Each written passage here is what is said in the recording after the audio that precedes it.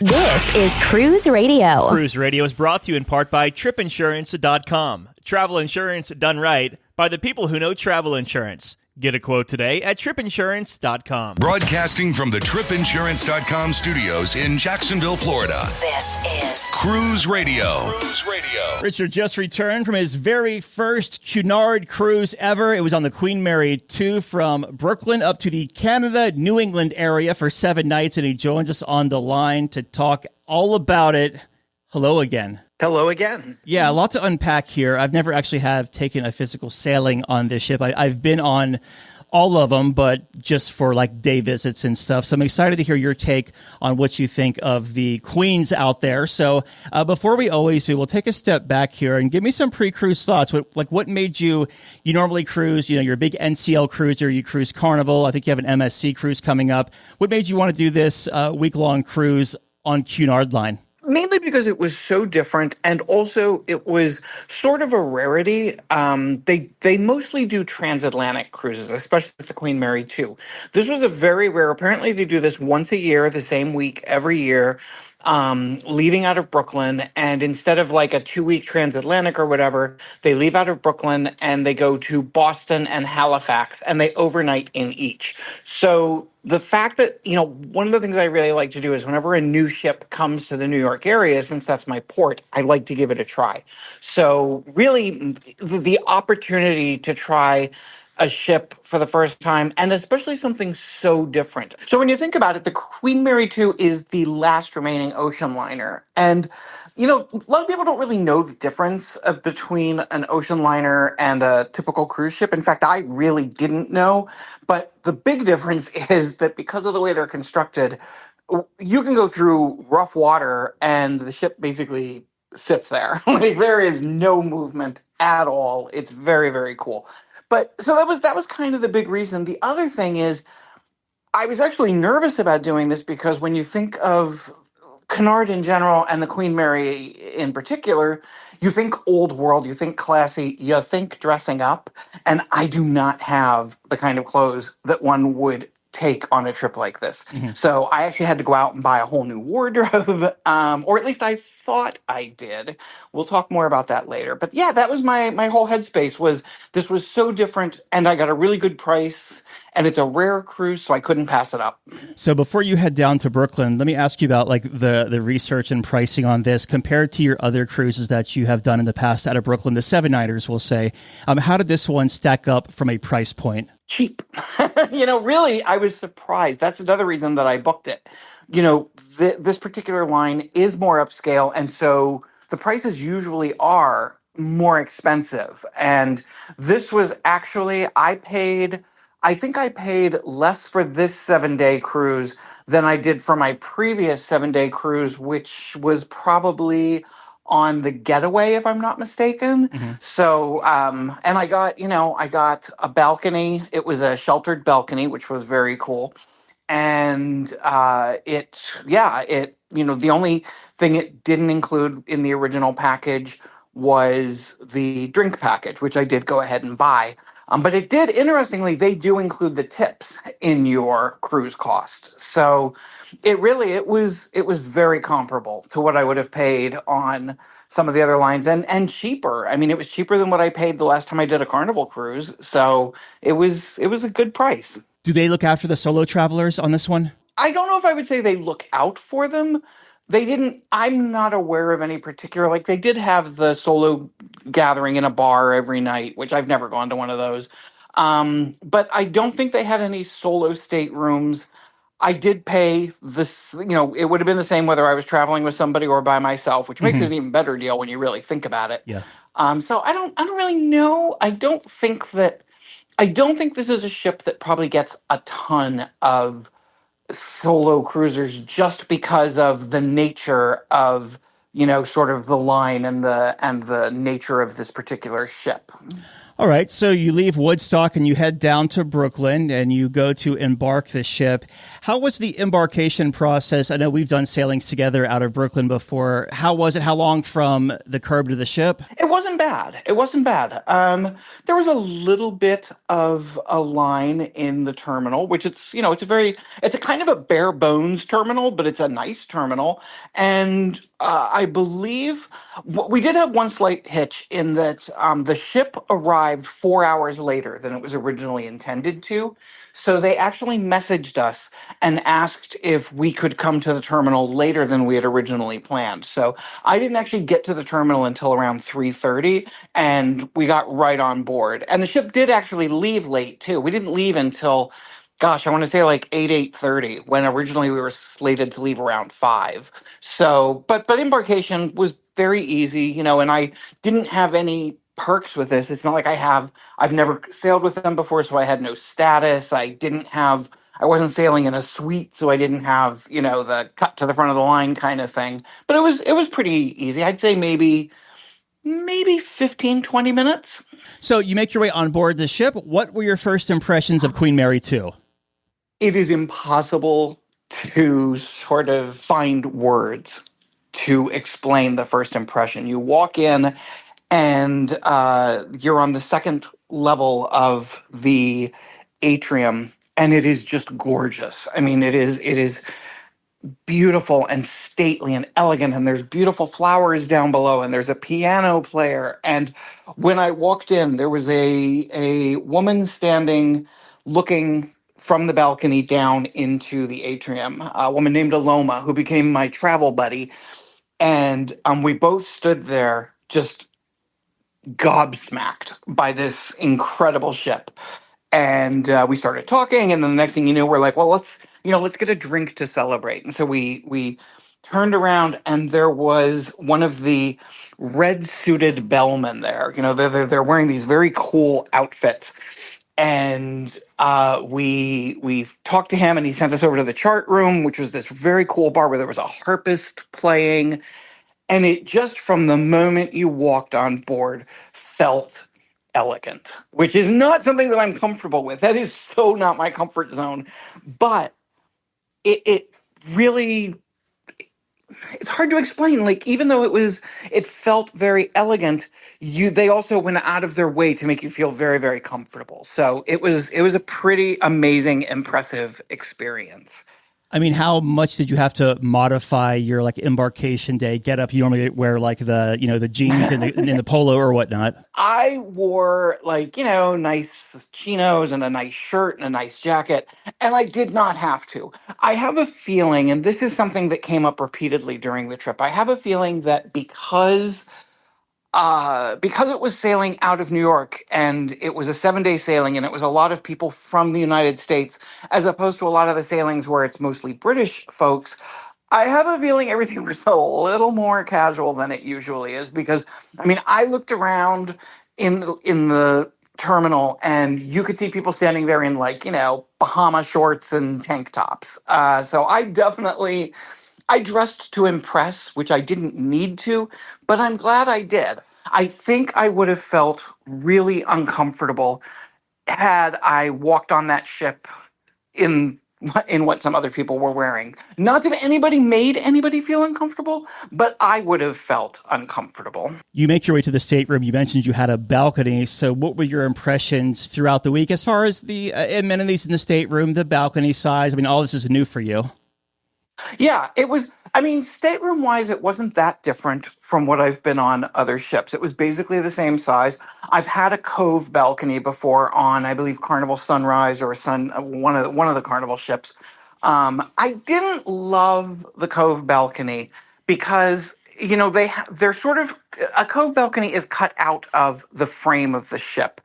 And so the bottom part where you would normally have, glass or plexiglass or something like that on the to look through, you have metal. And so the only way you can really, see the ocean is to stand. If you're sitting in your chair on the balcony, you can't really see the ocean. So, I didn't love that, but it was significantly cheaper. Now, the other thing I should say about the price and the reason it was so inexpensive, We've talked before about ship within a ship concepts and things like that, where ships sort of have created almost a class system. That is 100% true on Cunard's ships, because I was sailing in the Britannia class, which is basically steerage as far as they're concerned. It's like the lowest level you can get. There's also the princess level and I think the queen's room, that kind of thing. And so that's why my room was cheaper, was I was sailing in a cheaper category. Now, again, I did not notice the difference because was very similar to what I sail on other ships. But the stateroom was very nice. It's definitely an older ship, and there were ways in which you could see it. Like the shower in my room was kind of like wonky and a little bit broken.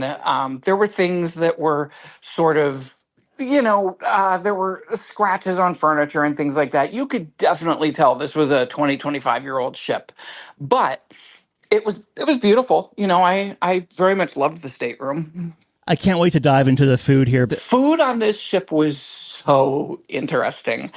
I did not know what to expect. And I was sending pictures back home to my friend Gary, who's sort of a foodie. And he was like, especially with the main dining room, he was like, yeah, that's kind of what I expect of British food. It's sort of gray and looks mushy. And a lot of it was.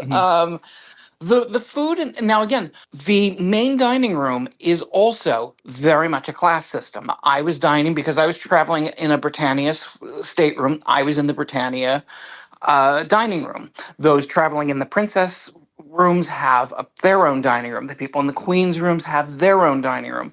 What's kind of interesting to me is that the Britannia restaurant, the one I was dining in, is not only the biggest, but it's also the most striking. It's 2 stories. It's got a beautiful stained glass ceiling that changes colors. It kind of reminded me of, if you've ever seen the Poseidon Adventure, it reminded me of the dining room on the SS Poseidon, especially with the stained glass window at the top, because if, most famous scene in the Poseidon Adventure, the ship turns upside down and somebody falls through that stained glass window. And so I kept thinking about that every time I was in there. But the food was good.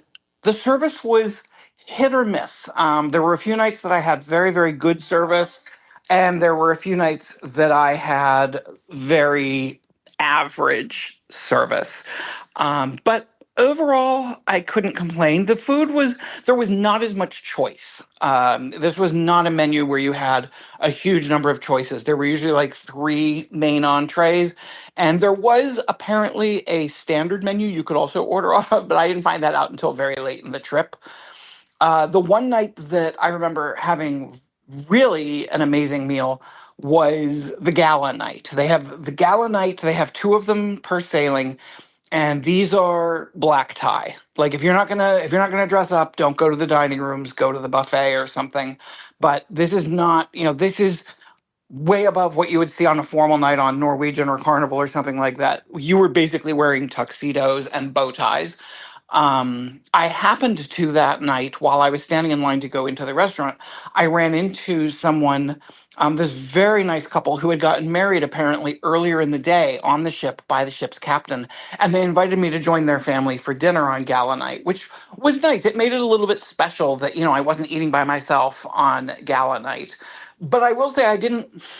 While I ordered badly on gala night, the main course I got was like this scallop and potatoes thing, and it was very English. It was very bland and very mushy and not my cup of tea at all. But the main dining room food was good.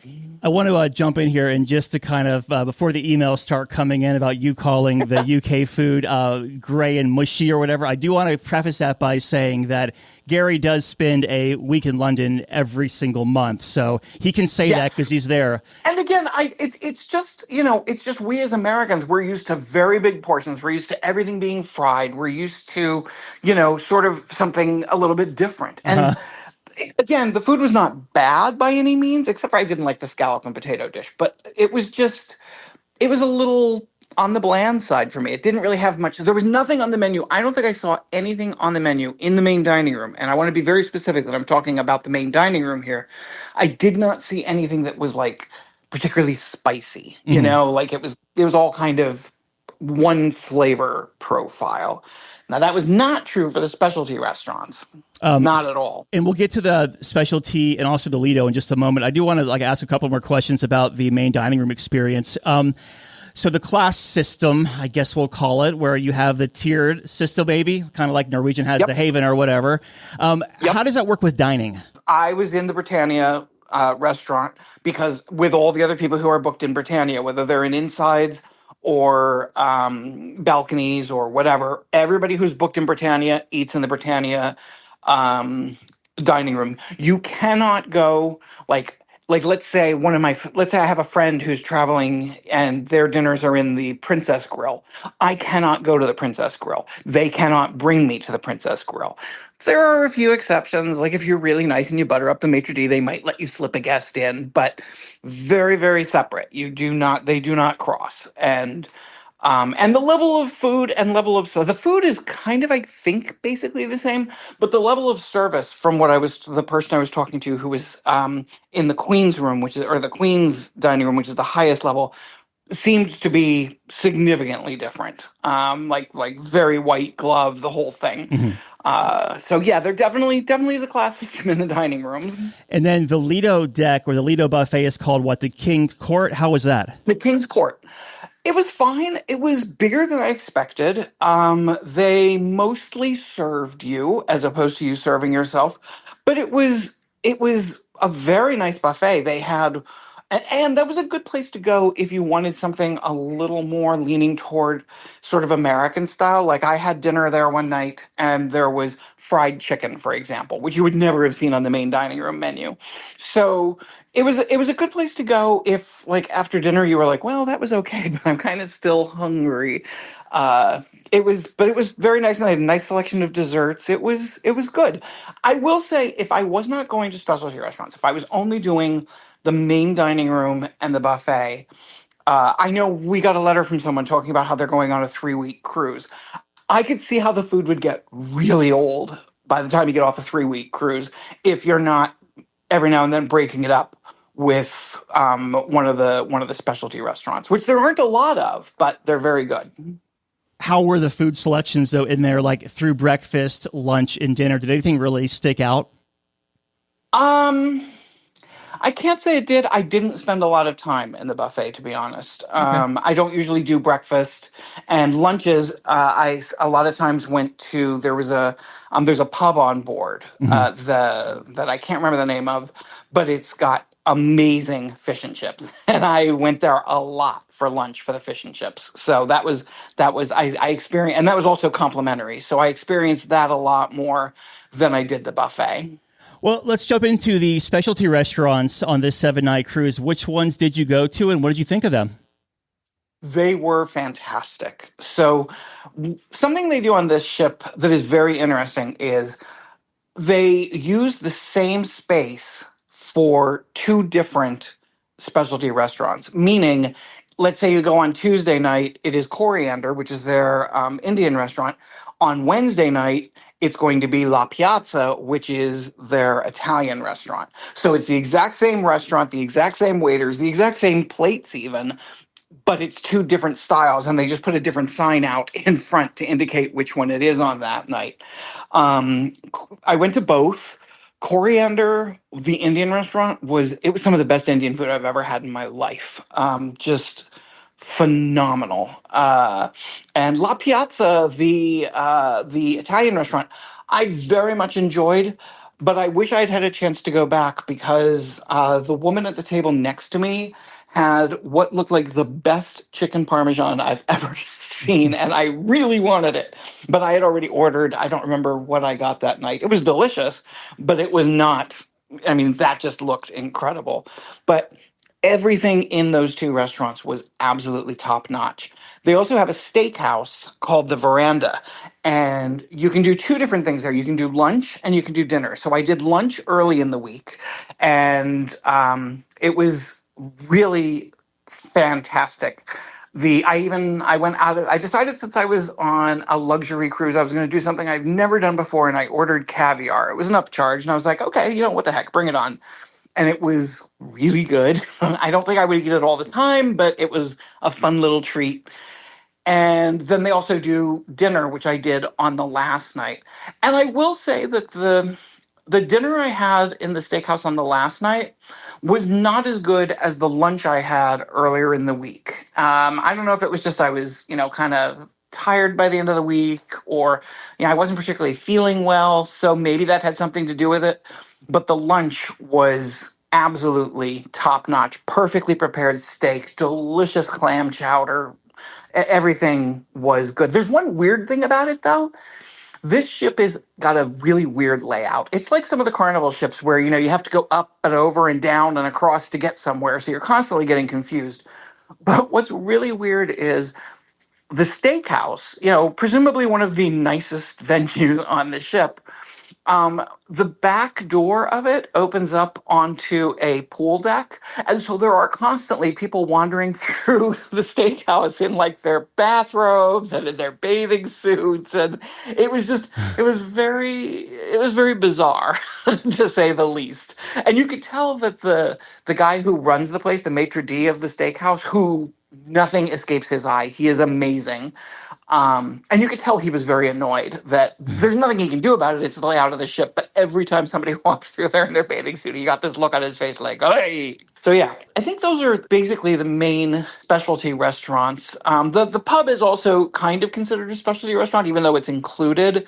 It has limited hours and a limited menu, but it's top notch and really, really, really, really, really excellent. What kind of price point are we talking about at these steakhouses and like Italian, Indian, and such?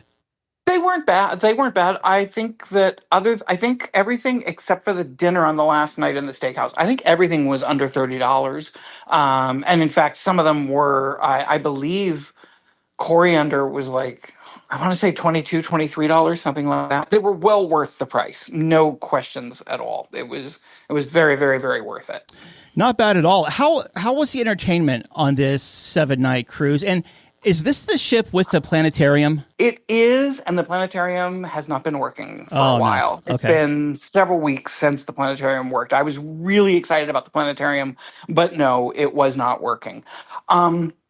It's again, this is sort of a little bit different than what you experience on a lot of ships. They have a lot of speakers. Like during the day, on 3 different days, they had this guy who is an expert on Hollywood, and he spoke. He gave a lecture about the history of Joan Crawford and his longtime friendship with her. And then there was an astronaut who gave a presentation that very clearly was designed for the planetarium, and they were supposed to have a planetarium show going along with it, because he would talk about things like, and as you see above, and then he'd stop himself and say, as you would have seen above.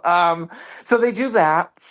There's also wonderful music all around the ship. Like there's piano players and harpists, and just everywhere you go, there is unusual music. It's not like a rock band, but the highlight of any sailing on this ship is without doubt the Queen's room, which is where they have ballroom dancing every night. It is a huge, beautiful ballroom, and they have live music with a band and a singer, and there's a different theme every night. And I mean, you get everybody out there. You get people who are one step away from professional ballroom dancers. I had friends on board who loved doing this particular ship because they loved to ballroom dance, and they're like, you just want to watch them all night. They're incredible. And then you get the people up there who are like, standing there and shaking their hips like they don't know what the hell they're doing. And it's all fine. Everybody has a good time. And then weirdly, again, this is another weird thing about the layout. So the Queen's room, the fanciest, nicest ballroom you can imagine, you go through a door at the back of it and you're in the nightclub called G32.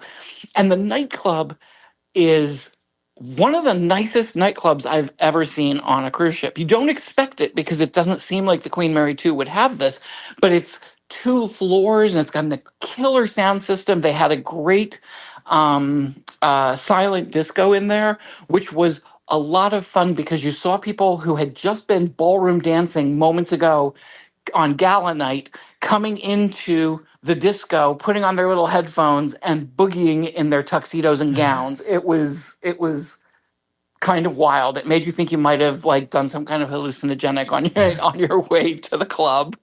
What was the demographic on this cruise, and was it a sold out sailing? It was a sold out sailing, as far as I know. Demographic was definitely older. There weren't very many kids. There were a few kids. And it was definitely more skewed toward like 50, 60, 70, that kind of thing. I don't think yeah, I didn't see like a lot of 20-year-olds. There were some, but Hmm. not a lot. It's definitely skewed toward an older crowd. Gotcha. Okay, fair enough. So the sea days, and it was a sold out sailing. How were they as far as crowds and congestion, and especially like in the dining areas? They were fine. The ship really handles its passengers very well. There was only one incident, which we'll talk about in a minute, where like there were long lines and people were very upset. But for the most part, the sea days were fine. There's, the main pool is not really all that big, but there's the much nicer pool on the back deck that people seemed to really gravitate toward and enjoy, even though it's not very big. But there's plenty of loungers and stuff around. Also, I think this particular demographic, they're more interested in sort of going down on the promenade deck and laying in the very comfy loungers and watching the world go by or pretending to read while they're really napping. Because that's where the crowds really were on sea days, were on the promenade deck. It was sometimes hard to find a lounger on the promenade deck. Awesome. Okay. And then as far as did you try your luck in the casino or slash the smoke situation in there? How was that? No, there was no smoking on this ship. You Oh, know what? wow. I shouldn't say that. There is somewhere that you can smoke, but I don't know where it was. I never, I quit smoking years ago, so I was not looking for it. There is no smoking in the casino, which makes sense because it's a very small casino. It is, there's maybe 8 table games, maybe 50, 60 slot machines. It's a very small casino, but it's a fun casino. It's the one thing that I will say is they have no drink service in the casino. And I'm exaggerating. There is drink service, but I played a Neptune machine for 2.5 hours and no one came by the entire time. And they also the casino people working in the casino don't seem to understand how the drink package works, because every time I ordered a drink in the casino, I ended up getting charged for it and had to deal with that. But it was a fun casino. I came home with some money, so that always makes me happy. Well, let's talk about the ports of call on this 7 night cruise. Now, I know that you've been to all of these before, I believe, or Yep. most of them, because we've done at least this itinerary twice on the same ship. So what was your ports of call? What was the lineup? You leave Brooklyn. Where'd you go first? What'd you do there? Then just go to the next port. We were supposed to go, I think our original itinerary was that we were supposed to go to Boston and then Halifax. Instead, we went to Halifax first and then came down to Boston. And those are the only two ports. And in both, we stayed overnight. So, Halifax, I went for the longest walk I've ever gone. I walked all the way up to the Citadel, which, as I was going up the hill, I got about halfway up and I was like, holy crap, this thing is way up there. Yeah. And I was like, I hope it's worth it. And I got up there and it really wasn't worth it, but it was good for me. It was a good walk. And then I went to the casino that you and I had gone to, Yeah. and played in there got quite a bit of play in there for a while. And that was really all I did in Halifax because the weather wasn't particularly great. So, I wandered around the main area outside the port, but otherwise I basically stayed on the ship and enjoyed it. Then came the problem, and that was that because we were going from Halifax to Boston, we had to do immigration. And so what they did was, when we arrived in Boston, immigration officers came on board and they had to do a quick face to face. But they had to do a quick face to face with all 2,000, however many guests. And they tried their darndest to organize it in a way that would be as quick as possible, but it really didn't work out. I mean, I believe I stood in line for maybe an hour, maybe a little over an hour. And the problem with that is that, again, this was a ship with a lot of elderly people on it, people who could not be standing for that long. And it just, people were so upset and so angry. And it was not the cruise line's fault. It's, you know, when you're dealing with immigration, you have to do whatever immigration tells you. And they only had a certain number of immigration officers on board. So, and everybody had to do it. Even if you weren't getting off, you still had to do it because this is your immigration stop. But other than that, it wasn't terrible. The first day in Boston, I just kind of wandered around a little bit, went to like, you know, Nathaniel Hall, that kind of thing. But the second day, I used to vacation in a town called Rockport, Massachusetts, which is about an hour away from Boston. So I jumped on a train and I went to Rockport and spent the whole day there on the second day. Actually, no, that was the first day because I would never have done that if we were only there for like say we were getting there at 9 o'clock in the morning and leaving at 8 o'clock at night. I would never have done it because I would have been nervous about not getting back in time, especially since we were there on July 4th. We were in Boston on July 4th. So there was a fear that, you know, maybe the trains wouldn't run as regularly, that kind of thing. But everything worked out great. I went to this town that I used to hang out at and wandered around for a couple hours, had a great time. And what was nice was Cunard actually had buses that were running from the cruise terminal where we had landed. They were running them right into downtown Boston. So, and they had them every like 20 minutes going back and forth. So, even people who we were supposed to leave around 10 o'clock on July 4th, and we ended up the last bus coming back from Midtown didn't leave until something like 11:30, which makes sense because there was the fireworks and people were all, you know, scattered all over. So we actually didn't leave Boston until it was after midnight when we left. And then we had a sea day the next day, and then that brought us back to New York. So Boston is known for their fireworks display. So was it that cool seeing it in person? No. Oh, okay. because you can't see them from the ship. Okay. I was back on the ship by the time the fireworks launched. So, you know, you kind of think, oh, well, you're on a ship and Right. you're in the harbor. You're going to see. No, they're launched from such a different point that you can't even see them. But what Cunard did was on the top deck, they set up a giant screen and some food and drinks and stuff like that. So that if you wanted to watch them, you could watch them on the screen, which, you know, I guess is fine. I'm not really a big fireworks person, so I didn't really care. I went to the casino. But yeah, there were a lot of people who sort of assumed, and like me, that because we were in Boston, we'd have this great view of the amazing Boston fireworks. And you could do it. You know, if you wanted to, you could take the bus into town, go over to where the fireworks were, and you know the ship definitely stayed late enough that they were clearly waiting for people to come back from the fireworks.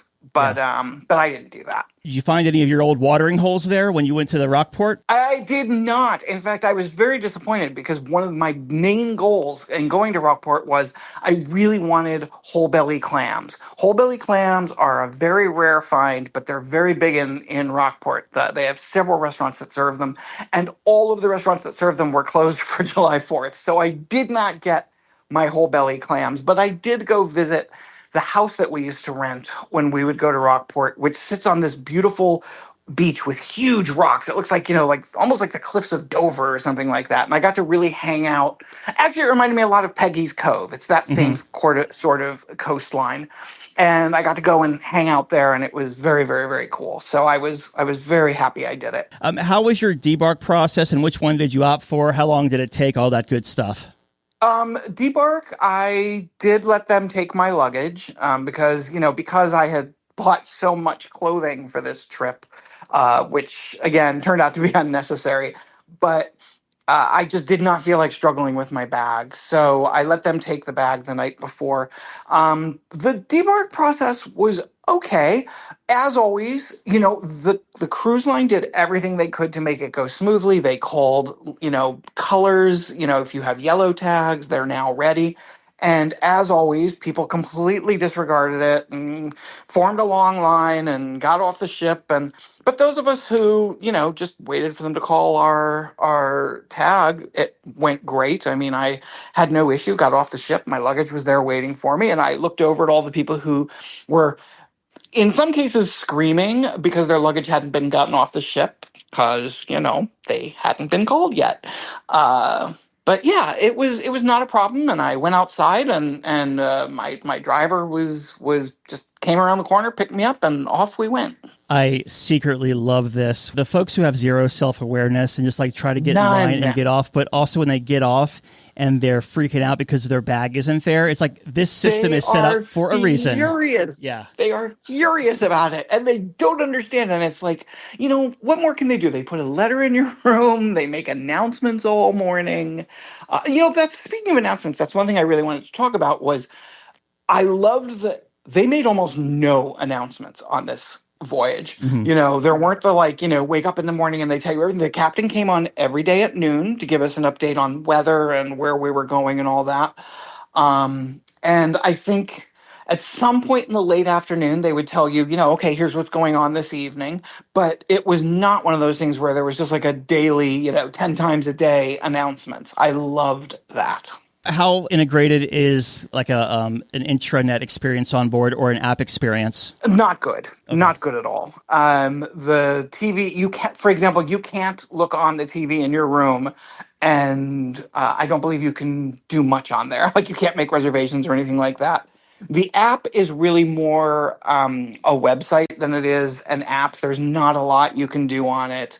So technology-wise, this is not a technologically advanced ship. I will say, though, that the internet was great. I believe they have Starlink, and I, bought the package and had absolutely no issues the entire week. I was able to get on anytime I wanted. I'm going to get to the tips in a moment, but I know you have like close to or over 30 sailings at this point. How would you compare this, and where does it fall in line to your others that you can compare it to? It's almost incomparable just because it is so different. I would do it again. In fact, I'm not able to do it next year because I already have some stuff booked around the same time, but I am looking at the year after. Like I said, they do it July 4th weekend every year. They do this particular sailing. And so I am looking to do it again. It's, it's one of my favorite trips, not necessarily because of the food or the where we went or anything like that, but because the ship itself is such a work of art. There are beautiful murals, and there's the art gallery. There was this amazing piece of art that was one of the coolest things I've ever seen. I posted about it on Facebook, and I was like, if I spend too much time in the bar, I'm coming home with this. It was like $4,000, and I very seriously almost bought it.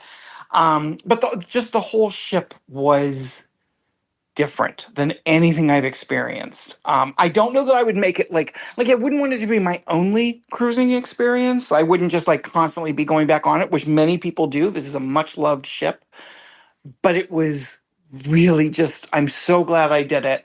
I'm so glad I pushed aside my fears of going on, sort of a something that was a little more high end, a little more dressy, or so I thought.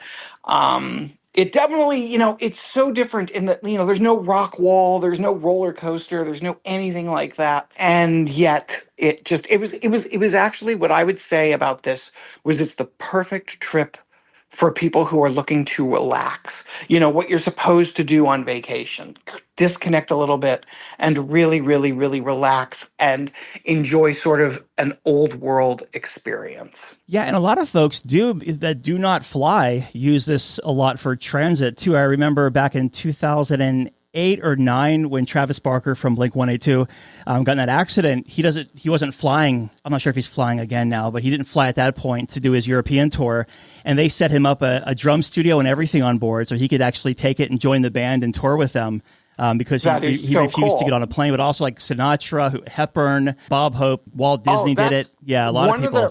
One of the amazing things about this ship is, and I wish I'd taken a little bit more time, and I definitely will next time, but there are hundreds of, I don't know they're not really murals, but they're sort of installations. And you can walk around the ship and follow the history of the ship. And they've got a section that's all the celebrities who've been on over the years. And of course, they played a role in the rescuing of people after the Titanic sank. And I've never seen a ship so steeped in its own history. It's really, really incredible.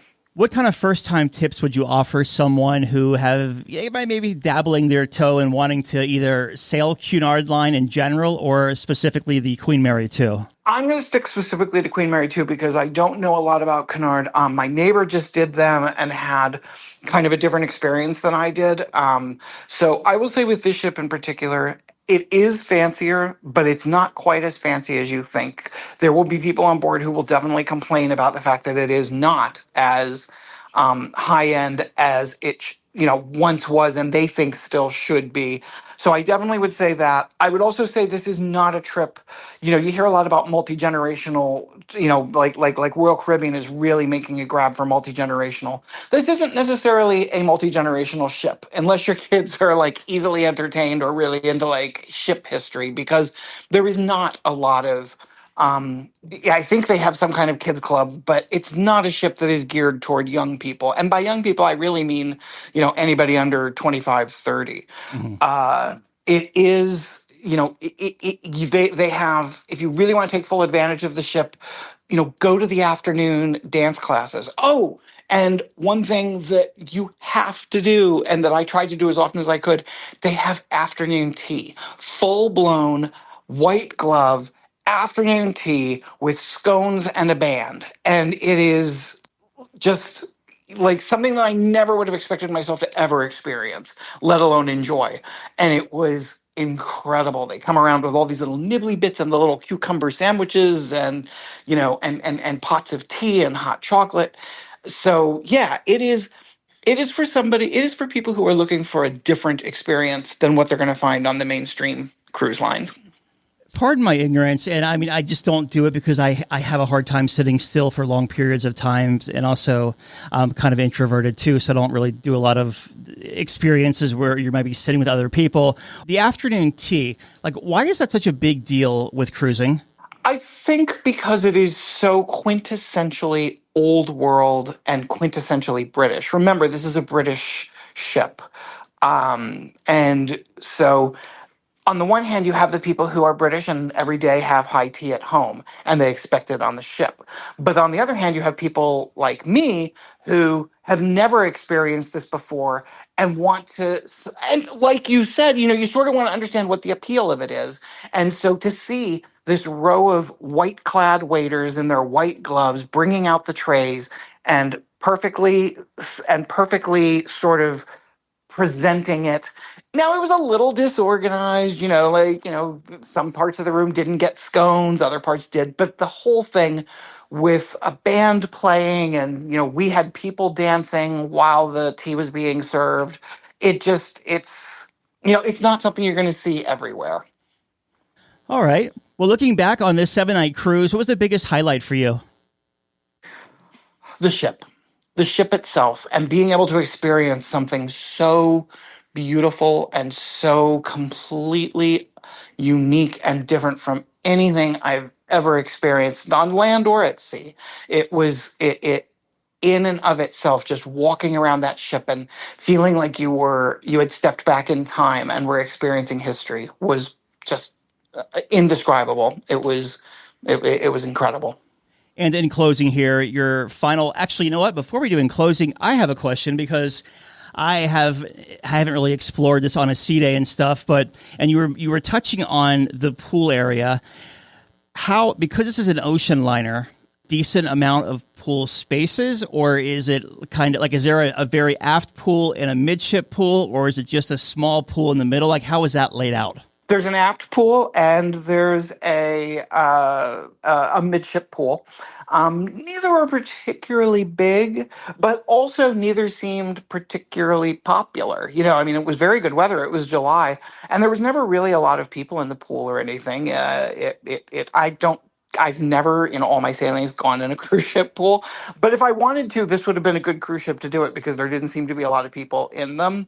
But yeah, it was. Pool-wise, it was basically what I would call kind of typical. Very good. Staff writer Richard Sims talking about his 7-night Canada, New England sailing on Cunard Line's Queen Mary 2. As always, thank you so much for sharing. Always glad to.